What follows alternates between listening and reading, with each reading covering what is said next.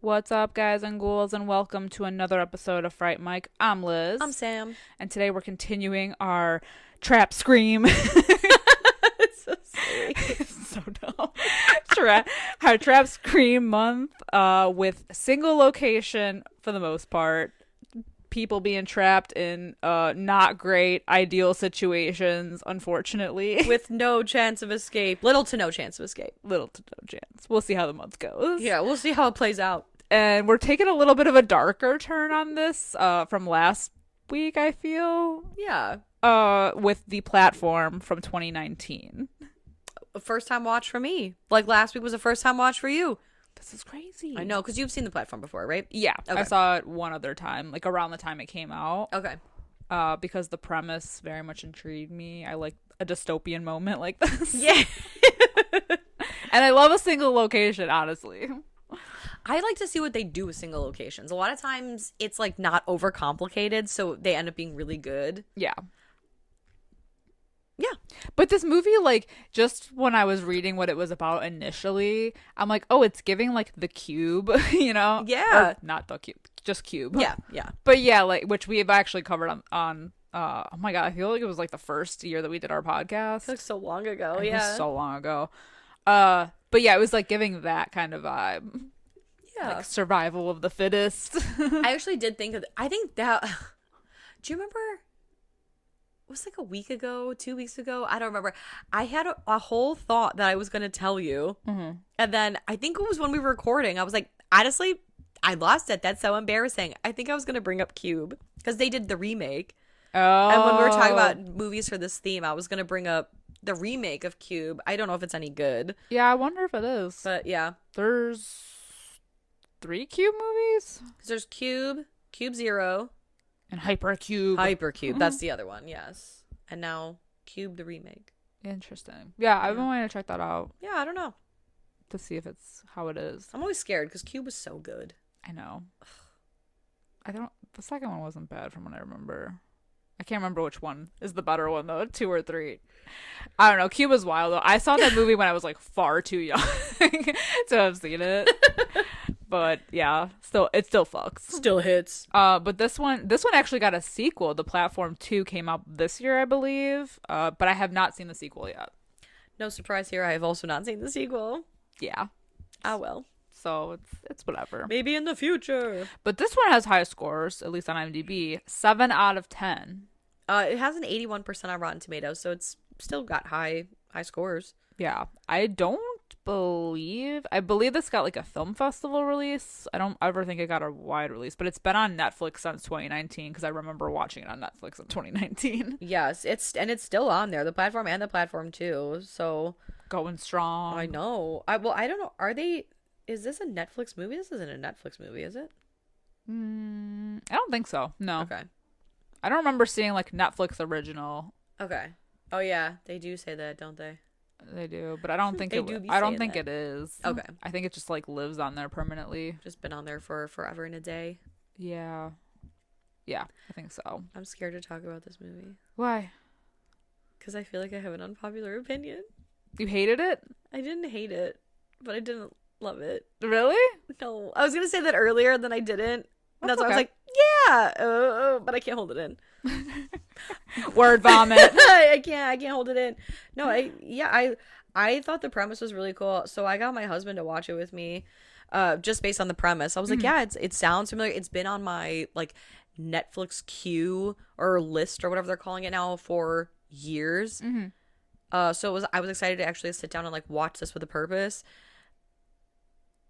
And I also think too, I'm going to go back and rewatch it, but my husband he has a hard time watching subtitled movies. I don't think he reads very fast. I joke that he's illiterate. I know he's not. Well, but, right. I don't think he reads very fast. So we watched this dubbed. And I don't know if that had anything to do with it, but I was like, I don't think I get it. I mean, I get it, obviously. Like, I get the whole, like, you know, things come from the top. The hierarchy. Yeah, exactly. I get that. But, like, when the movie ended, I was like, wait, I don't get it. I'll say that my least favorite part about this movie is the ending. Okay. Because of how ambiguous things are. Yeah. And something that also doesn't make sense, which we'll get to when we get to the end. There's a lot of things in this where I'm like, wait, how's that work? Wait, what's going on here? So yeah, we'll. But sometimes I like that. Like sometimes I don't mind when things aren't over-explained, especially a movie like this where it's like there's no reasoning for it really, other than like you could volunteer to do this, but for the most part it's just for like regular prisoners if they meet a certain criteria. So there are like questions, and I wonder if they would actually go into it more in the sequel.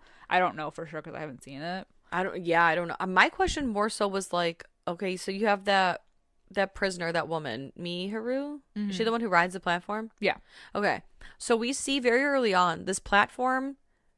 It's just a hovering platform, by the way. There's nothing attached to the top or bottom of this platform. It's the future. It's the future.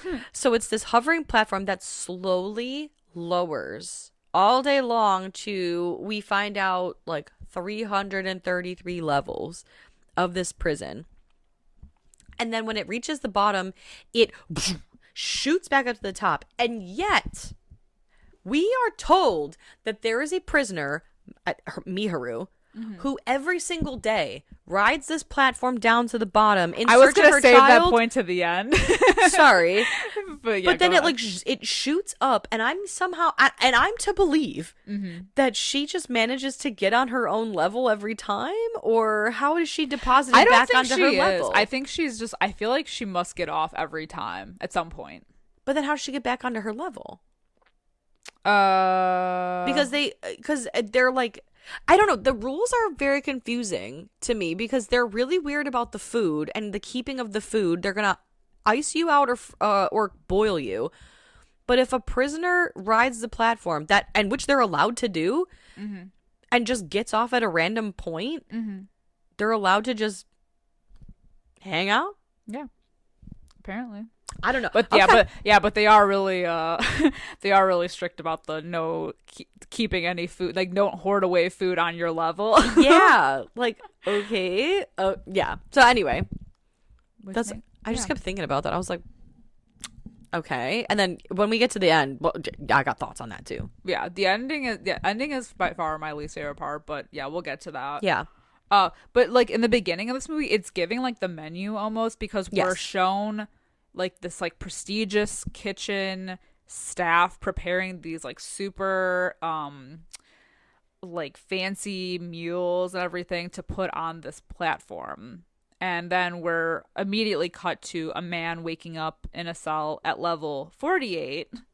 And his name is Gorong or Goreng. I was saying Goreng. I don't know. I'm gonna butcher these names. Yeah, it's no worries. we need no disrespect. No worries to me. Like I know what's gonna happen. Goreng. And so he's in like kind of a dystopian cube prison with one other cellmate, a man whose name is Trimagasi, and basically we learn that they are, depending on how long they're there for, in total, they have to switch levels every month. But when they go to bed on like the last day of the month, they are gassed. So when they wake up, they're on a different level. They don't know how they got there. And it's just kind of like, you hope that you get higher, because the platform, as it goes down, it only stays for a couple minutes and you can eat as much as you want, but anybody can take what they want. So obviously the lower it goes, the least chance you have to get food. Nothing is left. Literally nothing is left. And it's all left up to chance, because it's not like anything, they're like, oh, this is your ration or whatever. It's just that if people destroy the food, they destroy the food and no one below gets it. Right. Or if they eat all of the food, then no one below gets it. Right. And you're not allowed to steal any food. Yeah, that's the only stipulation that I can tell, is that it's not like if you took an apple from the table, you could hold it for later, or even like eat it until it's all gone. You basically have until the time the platform lowers to eat that apple, and then you have to throw what's left of the apple on the table. Otherwise, they will turn the temperature so low or the temperature so high that you either freeze to death or boil from the inside out. Yep. Period. Yep. The rules are simple. And anybody can do what they want to the food. Yes. As we learn that people spit on it or shit in it or whatever, because walk in it. The main message here is like, fuck anybody below. Yeah, I think even Trimagasi says that to Garang, who's trying to communicate to those above and below. Mm-hmm. And Trimagasi says, don't speak to the ones below. They're below us. And don't bother trying to talk to the people above us. They're above us. Yeah. There is no communication between the levels. Mm-hmm. It just, this is how the world works.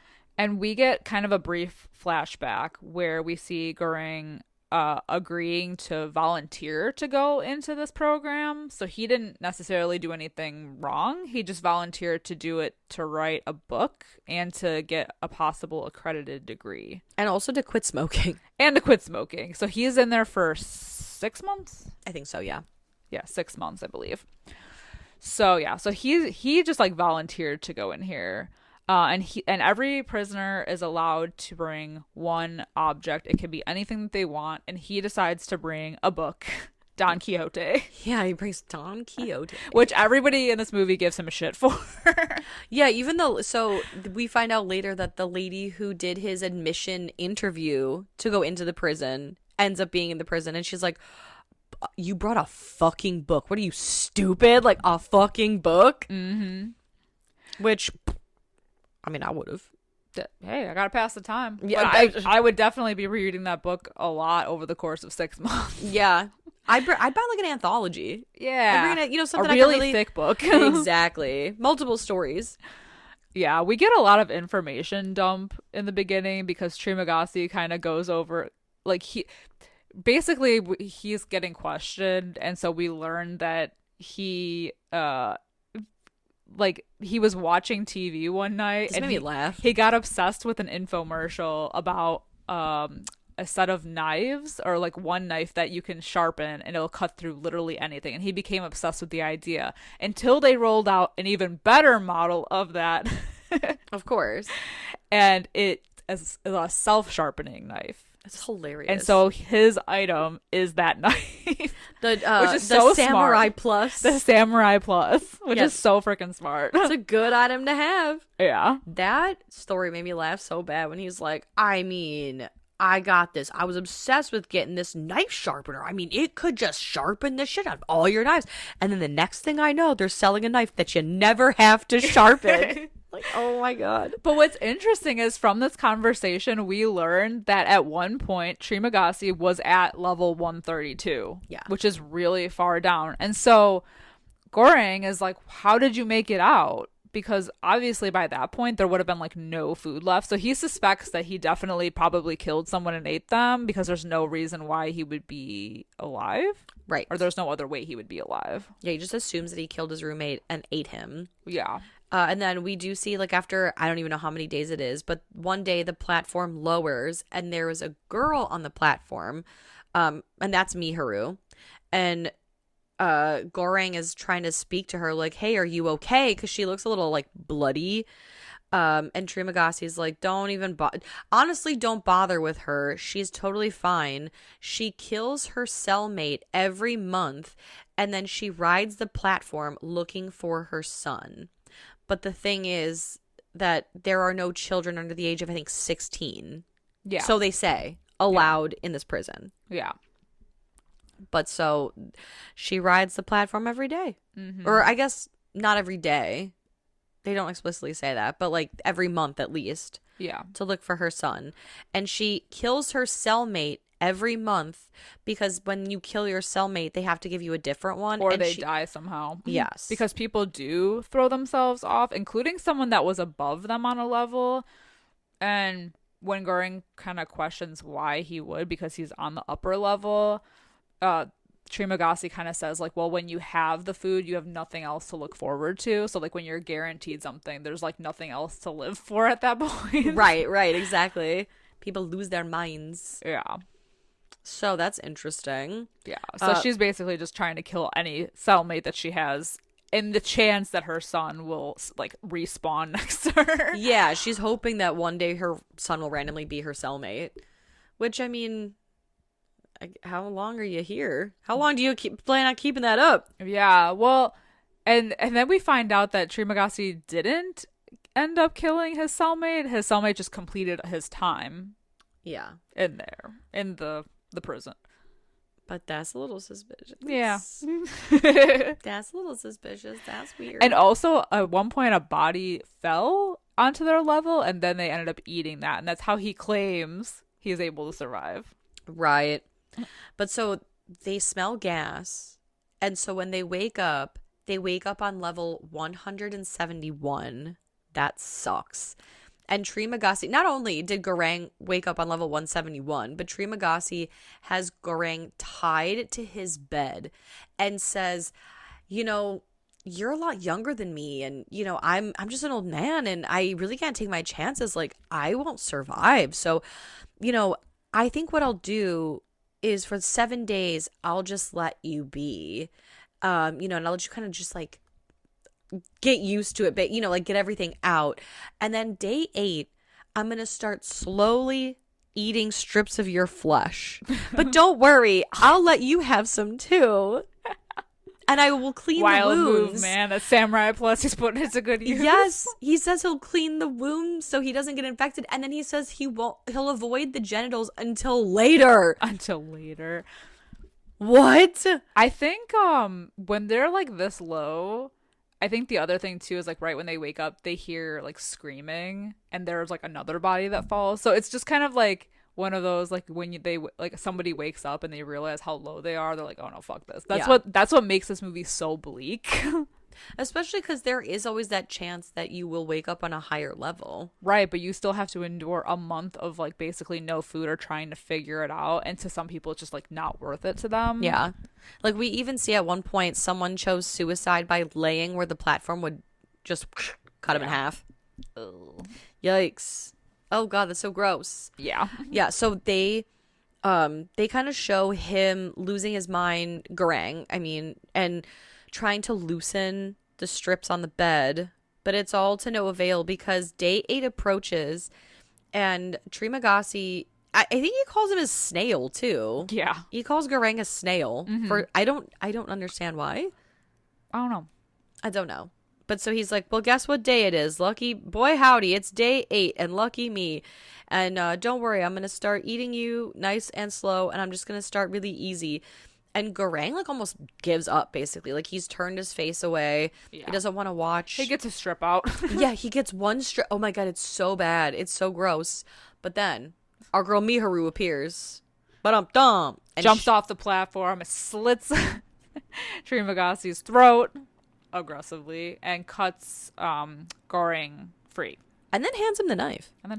To finish the job. Mm-hmm. Badass. So Goreng ends up killing Trimagasi. Like for good. Like stabs the shit out of him. Yeah. And then him and Miharu, they share like a look, and then they are just eating she's fucking Trimagasi's body. She tears into his heart and she's literally holding it and eating it. Yeah. This badass bitch. That's why I said she's my favorite in this movie. She's like, I'm not fucking around here. I got a plan. Yeah. That's what's up. And she even gives him some, and then she leaves. Yeah. And hey. You know what? Why not? So then the gas again signifies the end of another month. And this time when Goreng wakes up, he wakes up on level 33. So we're feeling a little lucky. A little bit better. A little bit better. And there is a woman and her dog. Her dog, Ramses the Second. And the woman's name is Omaguri. I don't know. I didn't write her name down. I didn't quite catch it. I just realized that she was the interviewer, and so I just called her the interviewer. Well, he gives her so much shit about having a dog because he's basically like, why would you bring a dog in here? That dog will never survive in here. And also, you're taking away food from someone below. Yeah, true. Well, and also think about, the dog on lower levels. The dog, I don't think could survive 30 days. No. But then her reasoning is that she she also volunteered to go in there. We find out why later, but she is like, oh, well, I'm eating one day, and then Ramses the second is eating one day. Of course. So she's doing kind of like a fasting thing as well. They decide to, they kind of come up with a plan where, I forget what they exactly call it, but they're basically trying to communicate to the level below them to only eat a small portion. So when the food lowers to their table, they kind of portion stuff out on plates. And they're like, hey, if you just eat what we portioned out on the plate for you, then like every level will be able to eat something. You know, I forget what they call it. Well, she believes that they could kind of do like a spontaneous solidarity. That's what it is, yes. Where if everybody eats what they like need to, then everybody should be able to eat. But obviously, because Goring's been in this prison now for a couple months, he knows that nobody will do that. Yeah. Especially with the way that it's like every day she's trying to get them to do it, and she's asking nicely, and they're like, no, fuck off. Like, we're at this higher level. We want to take advantage of that. Yeah. And it's not until Goreng looks down, he's like, hey, if you don't shut the fuck up and do what she says, I will literally every single day shit all over this food, and then you'll have no choice but to eat my shit. Which seems to work. Yeah, because then they shut up, and then they do eat what they're allotted. Yeah. Which is nice. Yes, exactly. Which is kind. But, you know, everything seems to be going okay until one day when the platform lowers and Miharu is injured. And they help her. And now let me tell you, because the dog climbs on the table. You were worried. I was worried for the dog. I actually forgot about this part, and so I forgot, like, if the dog made it or not. I'm like, oh no, oh no, oh no. Oh god, oh god. I had a moment. I had a moment of panic. The prisoner's gonna be eating that dog. But so luckily the dog does not lower with the platform, but they do have a slight issue because while they're wrestling with Miharu, trying to get her okay and like settled and whatever, the dog has stolen food off the table. Yeah. So they like it starts to drop in temperature, I think, and they have to throw the food down, but they have to wrestle it from poor Ramses. Ramses. Oh, who gets eaten anyway? I know. I know because like completely. They help Miharu, but then when she, oh my god, when Goreng wakes up, yeah, that dog is gone. Yeah, non-existent. There's like maybe a piece of entrail left. Like, yeah. Oh god, she don't fuck around, man. That's so fucked. And so obviously our interviewer lady is heartbroken, and she tells Goreng that this woman is crazy, that she came in, she volunteered to go in to the prison, and she came in alone, and she wasn't never married and doesn't have kids, so she's just like crazy. Yeah, they said, so this interviewer woman is telling Goreng that she's an actress and she wants to be like Marilyn Monroe. And the item that she brought was a ukulele because she wanted to be like Marilyn Monroe in that movie where she played a ukulele. Which I think they're talking about Some Like It Hot. Because I think she plays a ukulele in that. Yeah, she does. Yeah. So, yeah, it just was like a whole thing where she's like, yes, she came in here alone. She has no son. Right. So now it's like, well, fuck. What do I believe now? Exactly. And then we find out that the interviewer lady has cancer. And I think that was part of the reason why she wanted to come in here and kind of like see if she could change things. And she implies that him choosing to come in means that he might be some kind of beacon of hope for change as well. Yeah. Yeah.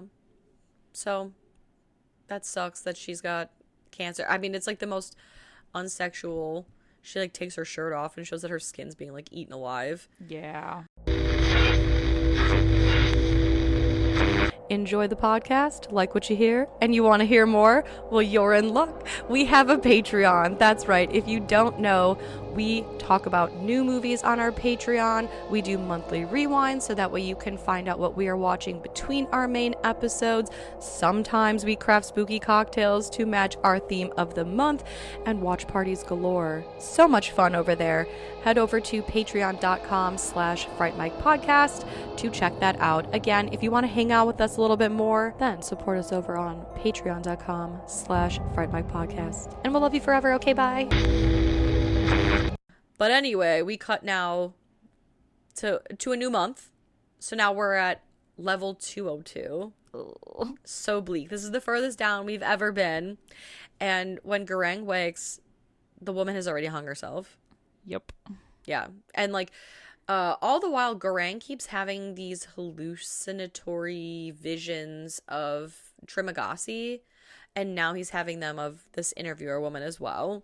Mm-hmm. And you know, she's like, well, I knew that I was dying and that you wouldn't survive, and so I sacrificed myself for you, so you have to eat me. And then there's this whole like religious speech that she gives about like my flesh and my body, and or my eat my body and drink of my blood and all this stuff. And I was like, okay, yeah, I don't know. Yeah, well, also, he's trying to figure out how many levels are actually in this prison, because when he's at 222 right now, or 202, and he can look down, he still sees a lot more levels. Yeah. So he sits there and he tries to figure out, like, based on when the platform reaches, how, like, much time in between has passed, and then when it goes up at the end of the night, to try to figure out exactly how far down it goes. Well, and he predicts too that based on timing, like you said, he predicts there to be about 250 levels, which is not the case. Right. And so he survives this level by slowly eating the woman's body. He also eats pieces of his own book. Yeah. Well, you know, you get sick of flesh. That is so true. It looks so gross. It's like the vegan diet of this prison. Yeah, honestly. Because, oh man, eating raw strips of like human skin, like, no. I wouldn't be able to do it because I would just be throwing up every time. Like, I would not be able to, like, keep it down. No, I don't know if it's like a psychological, like, you know what you're eating, or if it's the taste of blood, the texture of the skin, but All of it. yeah, Literally all of it. I don't know. I think like desperate times and all, but it would really be a struggle to keep that shit down. I think I'd have to cut it so small that I, like, just swallow. Yeah. No chewing. If you chew it, it's over. Yeah. I'm just gulping air. You just gotta, honestly, yeah, cut and swallow. Ugh. And pray that it doesn't come back up. Oh, it's so nasty. Disgusting. Especially, well, okay, we'll get there. Yeah. But so now this is where the movie's about to piss me off, because that's really like all that happens on level 202 is that we see him just like eating this woman and kind of slowly losing his mind. Yeah. And so when he wakes up again, he's on level 6. Okay, level 6. We are in the top 10. We are almost top 5, baby. Okay, we are so close to the top that when the platform lowers, there is cake still intact. Yep. He finds a whole plate of escargot still Which intact. he mentions is his favorite food. Yes. When he was, like, originally getting interviewed, they ask everybody what their favorite food is. And so that plate of snails was for him. And how sweet. And how sweet it is. Which he thinks is funny because no one's touched them. Yeah, well, because gross. Yeah. We also see them prepping the escargot. Also disgusting. Yeah. Not a fan. But okay, but that makes me think that because everybody was asked what their favorite food is, that everyone's favorite food was placed on the table. And if they had eaten what their favorite food was, then obviously, like, the theory goes that there would have been enough. There's enough for everyone. Yep. Correct. But that's how fucked up everyone is. But everybody's greedy as fuck. Yes. From the top down until people have nothing. And it's like, I mean, obviously then it's like taking more than what you need to fuck other people. Not because you need it, but because you're fucking other people. Right. Because you know the that you're fucking principle other of people. it. Exactly. So when he wakes up on level 6, he is with a man named, I think, Bharat. And Bharat has a rope. Yeah. Not sure why. That seems silly. Well, he tries to get the guys above them, or the it's like I think it's like a husband and a wife, or a boyfriend and a girlfriend, whatever. He tries to get them to catch the rope so he can climb out of there, but they end up literally shitting on him and dropping the rope. So, why rope? Yeah. But he's literally like, I'm so close. And the girl shits on his face. Out.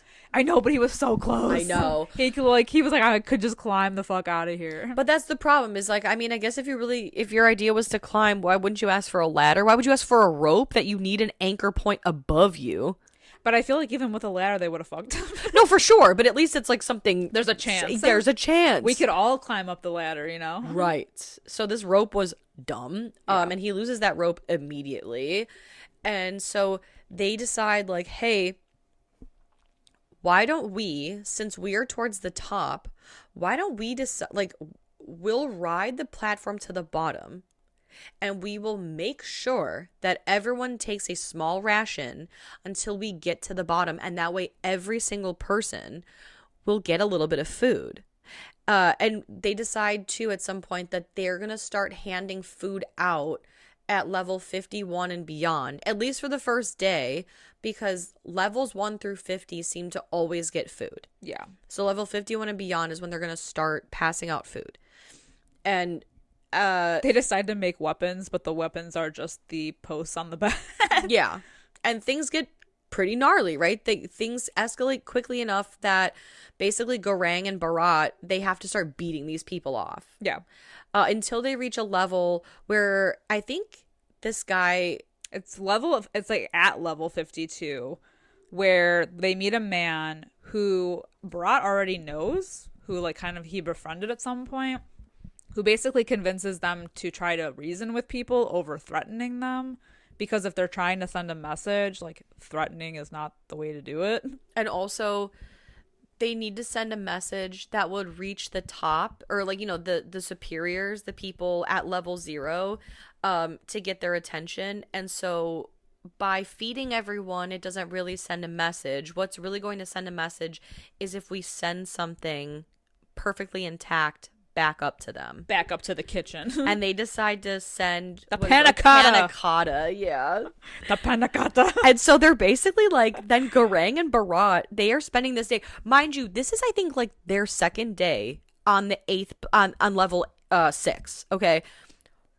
Why would you wait? I mean, why wouldn't you wait till like halfway in? Yeah. You know what I mean? Like, I feel like I would have waited for another floor to do that.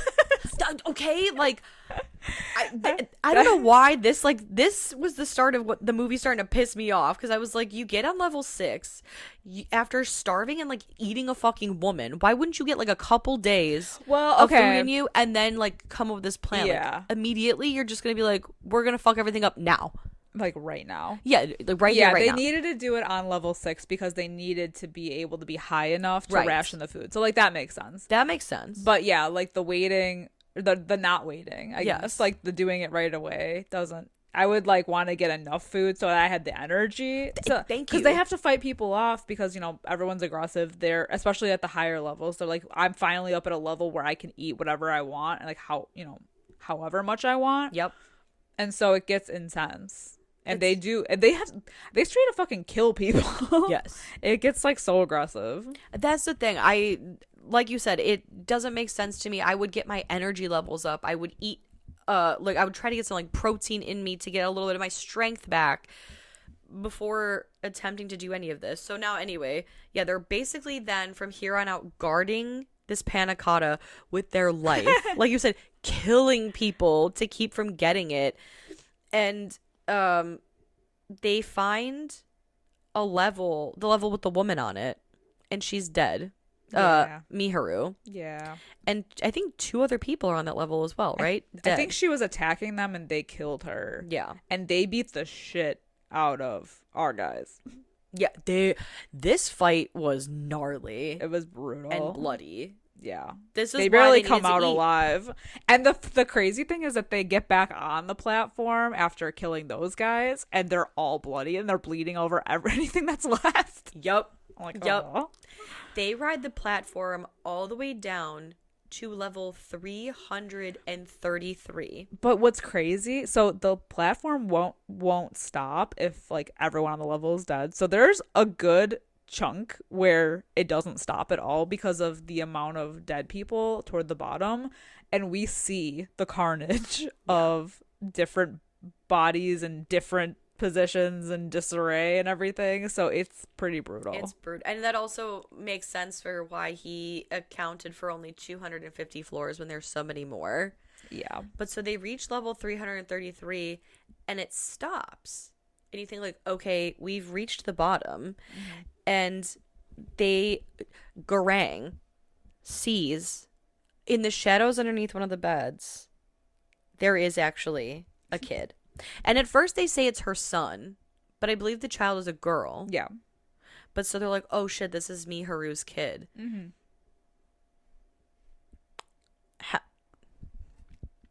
How? How is this kid in here undetected?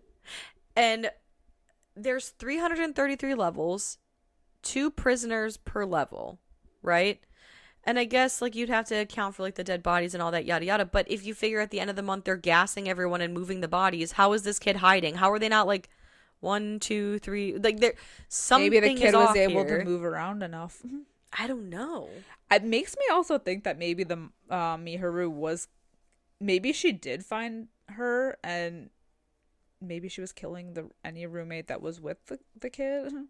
I don't know. Oh, I could believe that, but then also But it's then like then she's moving having to around. find yeah like every time. And like again, I don't know what this whole prison system is when you have a woman who was in the prison who had once interviewed and worked for the prison, saying that the rules state no child under 16 is allowed in the prison, and also saying that Miharu came in here with no child. Then who is this kid?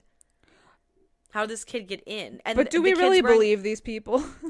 Because for a while, when she was talking to Goering, she mentioned that she believes that what they're doing here is like right, but she wanted to see for herself like what they were doing. And now that she had seen it, she realizes that how fucked up it all was. Yeah.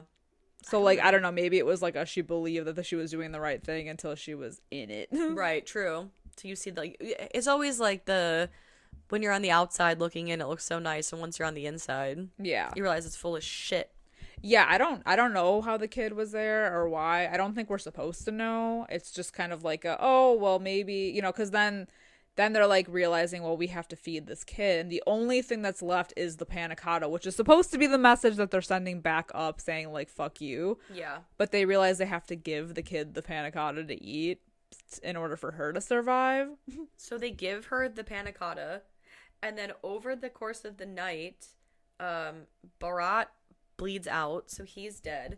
So now it's literally just Goering and this kid, and Goering is having visions of, Trimagasi, right?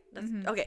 And the interviewer woman, and Trimagasi is saying like, oh, again, still calling him like my snail or whatever, but he's like, oh, you've reached the end. And so he's like, well, I have to send the message, and the girl's the message. And it's this whole thing about like the girl is the message, and saying like she was on the bottom level and she made it all the way to the top, and that's like the message of like, I don't know. It's stupid. You will, well, because you'll get through this. I don't even get it either because Goering gets off because the platform drops below level 333 into this just like pitch black void, it looks like. And the platform shoots back up to the top with the girl on it, but then Goering just walks away into the abyss with Trimagasi's ghost. Yeah, so this is where the movie, to me, I feel like lacks, because there's this ambiguous ending that they have where we don't know what happens with him or why or like what's going on. And also that kid would not survive the ride up because of how fast that thing is going. That's the other thing too. Yeah, that kid is sound asleep riding this thing at 8,000 miles per hour up to the top. It stops at the level 0. That kid's gonna fly into the ceiling. Yes. Oh my god. It's like, I mean, it's like the reverse elevator drop, Yeah. I don't know. Yeah, I don't love the ending because I'm like, okay, like it just kind of like leaves you there. Yeah. Like leaves me hanging. Yeah, it leaves me wanting more, but not in a way that I'm like, oh man, I need a sequel for this. It's just like, yeah. Well, what the fuck? What the fuck did I just watch? Mm-hmm. And not like, I hate to say that because like I did enjoy the movie, but it is like I felt so lacking, and yeah, I fell flat. Yeah, especially like I said, everything when they got to level 6, I was like, oh, now y'all are gonna try to do this thing, and you waited like literally 1 day to try it. Yeah. Shouldn't you have like really thought, use 10 days to build up your strength, come up with like a foolproof plan? Yeah. Really think about things before. At least enough strength to be able to fight everybody off on every level, because it's like right, 2 people at 333 levels. Right. There's a lot of people that you have to fight off. 666 people. Right, and it's a lot of people you have to fight off, so. Especially the people who are like really desperate at the bottom.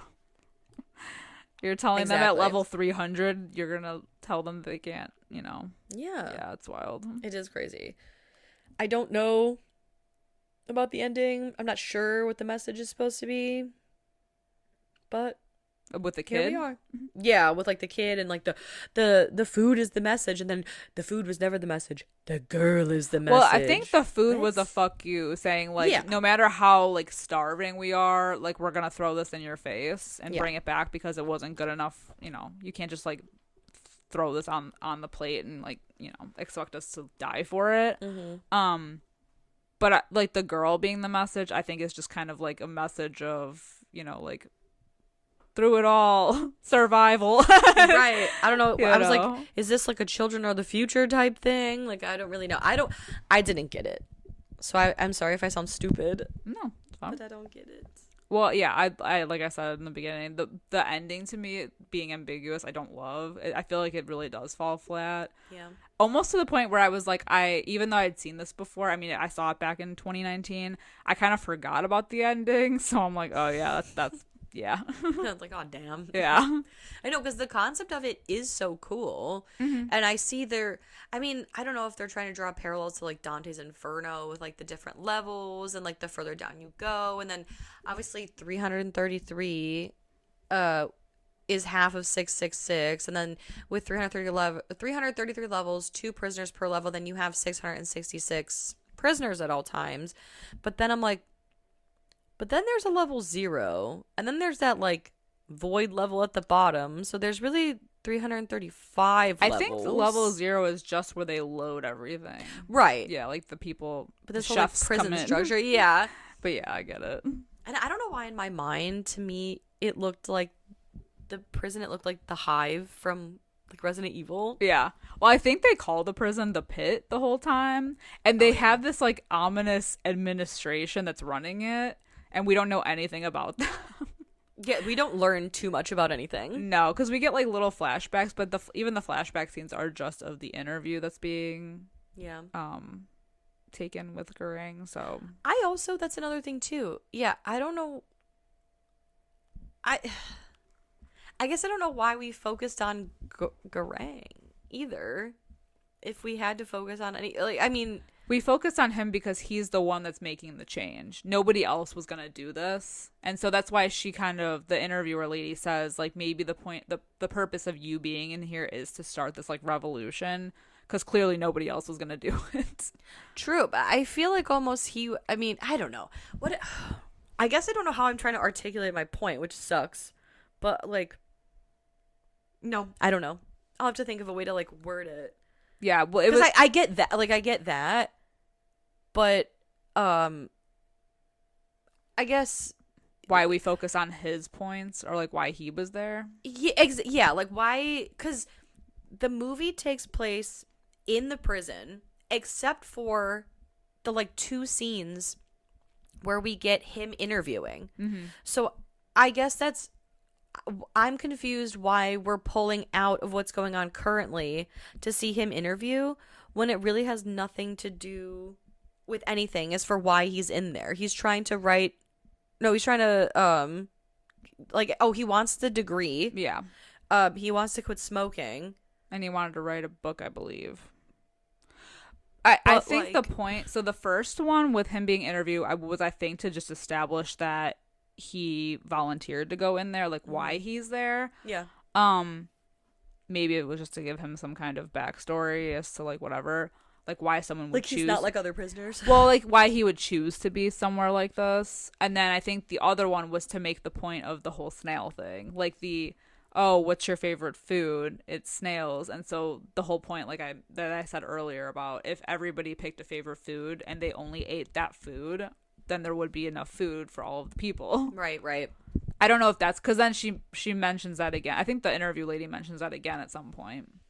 And he makes it a point to say like, oh my God, out of all this food that's being eaten, only the snails are left because nobody wants the snails. Yeah, because snails are gross. Right. But that's like, Yeah. No, that makes sense.